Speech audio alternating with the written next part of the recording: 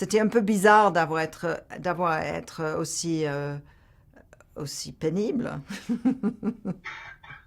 Mais enfin, j'ai l'habitude maintenant.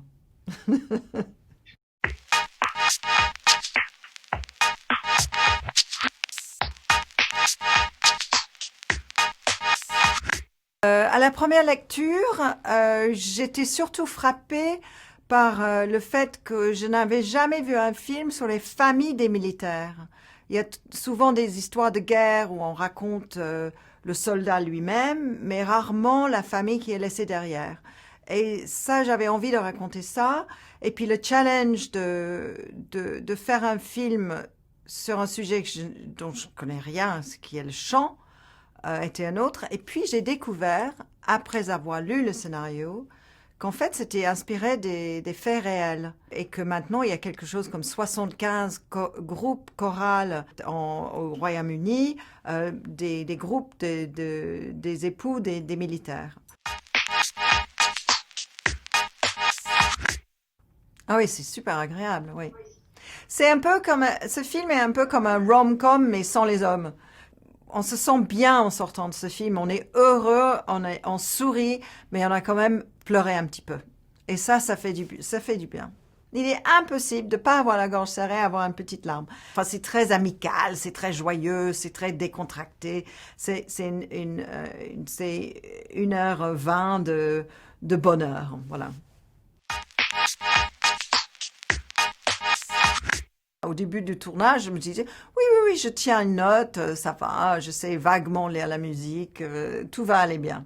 Mais finalement, je me trouve avec toute cette groupe de femmes dont certaines étaient vraiment, vraiment, vraiment des bonnes chanteuses et qui m'aidaient énormément. Et finalement, j'ai dû baisser un peu mon truc parce qu'on me donnait très souvent les partitions avec juste une ou deux notes.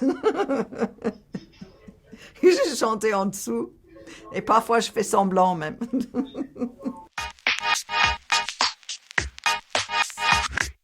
C'est toujours formidable de trouver un rôle où le personnage a une sorte de masque et que le but, c'est que la caméra trouve ce qu'il y a derrière le masque. Le personnage n'existe que avec les autres femmes dans le film. C'est que si on n'a pas le regard des autres femmes, euh, ça n'a pas d'intérêt. Et c'est ça que j'aime à jouer dans les films où il y a plein d'autres acteurs, c'est qu'on est un peu comme le choral, le sujet du film, qui est les bienfaits du groupe, les bienfaits d'une communauté, les bienfaits d'une chorale. Vous savez, il y a des acteurs avec lesquels il y a un bon... nous, en Angleterre, on appelle ça le chemistry. Il y a une espèce ça se passe bien. Et on arrive à bien jouer ensemble. Et c'était le cas, là. C'était vraiment... C'était hyper simple. C'était comme si on avait toujours joué ensemble toute notre vie. Et ça venait très naturellement.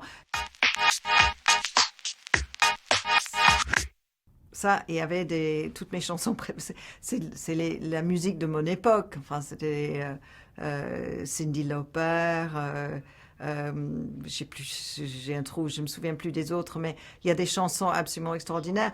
Mais le chanson qui me fait le plus, chaque fois que je l'entends, j'ai la gorge serrée, c'est la chanson de la fin qu'on apprend, qui a été écrite par Robbie Williams et Guy Chambers, et c'est une chanson sublime.